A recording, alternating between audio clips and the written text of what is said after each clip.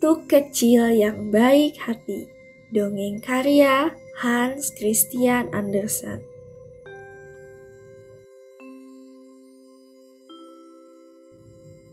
Sebenarnya nama aslinya adalah Carl, tetapi ketika ia belum lancar berbicara, ia sering menyebut Tuk. Maka orang-orang yang sering melihatnya memanggil dengan Tuk. Mendengar orang-orang memanggil Tuk, orang tuanya terpengaruh juga dan memanggil anaknya dengan sebutan yang sama. Tuk Kecil suatu kali ditinggal ibunya ke pasar. Adiknya yang masih kecil juga dititipkan kepadanya. Dalam waktu bersamaan, ia harus melakukan dua hal sekaligus, menggendong adiknya dan belajar geografi, karena esoknya ia akan ulangan di sekolah. Siang itu, Tuk Kecil menggendong adiknya dengan menyanyikan semua lagu yang ia bisa. Sesekali matanya melihat ke buku pelajaran sekolah untuk menghafalkan nama-nama kota di Sealand. Nah, itulah bahan ulangan untuk besok. Masing-masing siswa harus bisa menjelaskan tentang kota-kota yang ada di Sealand. Capek menggendong sambil berdiri, Tuk Kecil lalu duduk dan memangku adik perempuannya, Gustafa namanya.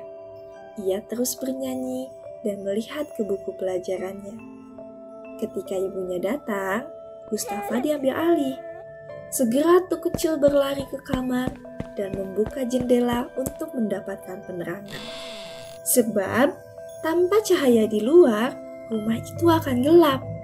Ibunya tak mampu membeli lampu minyak, apalagi pasang listrik. Jadi, untuk belajar, ia mesti memanfaatkan siang hari dengan sebaik-baiknya. Ia membuka-buka setiap lembar buku pelajarannya, membaca dan menghafalkannya. Si ibu yang telah berhasil menidurkan Gustafa melihat ke jendela dan melihat seorang nenek tukang cuci yang kepayahan membawa hasil cuciannya. Mungkin akan diantarkan kepada pemakai jasanya. Kasihan sekali nenek itu, berhasil sendiri saja, ia sudah pasti kesusahan. Kok ini malah bawa hasil cuciannya begitu banyak? Mendengar ibu mengatakan itu, Tuk Kecil melihat ke jendela dan segera berlari menemui nenek itu.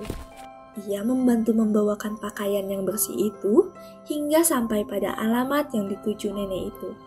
Tetapi sayangnya ketika ia sampai di rumah, hari sudah gelap. Itu artinya ia tak akan bisa melanjutkan belajarnya lagi. Tanpa cahaya yang bisa membantu matanya untuk melihat huruf-huruf pada bukunya. Tak ada yang bisa dia kerjakan. Tuk Kecil berbaring di kasur sambil mengingat-ingat seluruh pelajaran yang disampaikan gurunya di sekolah dan lembaran-lembaran buku yang ia baca dari siang hingga sore tadi. Meski sudah berusaha keras, ia tak bisa mengingat seluruhnya. Memori manusia memang pendek untuk mengingat banyak hal. Perlahan, Tuk Kecil mulai mengantuk. Lalu, ia meletakkan buku pelajarannya di bawah bantalnya, berharap seluruh isi buku masuk ke dalam kepalanya. Begitulah yang dikatakan orang-orang, meski ia tak yakin betul.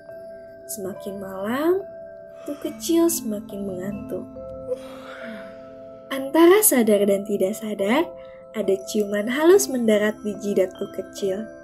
Ia menduga bahwa itu adalah nenek yang tadi sore dibantunya. Tetapi ia tidak melihat dengan jelas karena sudah mengantuk berat. Lalu ada suara berbisik. Terima kasih sudah membantu. Nah, sekarang aku membantumu menghafalkan seluruh pelajaranmu. Pelan-pelan terdengar suara kertas dibolak-balik. Tuk Kecil diantar berkeliling ke kota-kota di Sealand. Ia melihat bagaimana masa lalu kota-kota itu diterangkan dengan berbagai cara. Bahkan, Tuk Kecil menjadi bagian dalam sejarah masa lalu di kota itu. Ia bisa sangat jelas melihat kota kuno Vordingborg, kota Korsor, kota Prayesto, kota Sworo, kota Kyoj, kota Roskilde, dan rajanya Raja Hror, serta sejarah Raja Voldemort. Hingga ayam berkokok, Tuk Kecil bangun dan masih mampu mengingat seluruh mimpinya. Sehabis berkemas dan akan berangkat ke sekolah, ia bertemu lagi dengan nenek yang kemarin ia tolong. Terima kasih atas bantuanmu kemarin, anak baik. Semoga Tuhan mengabulkan semua mimpi indahmu.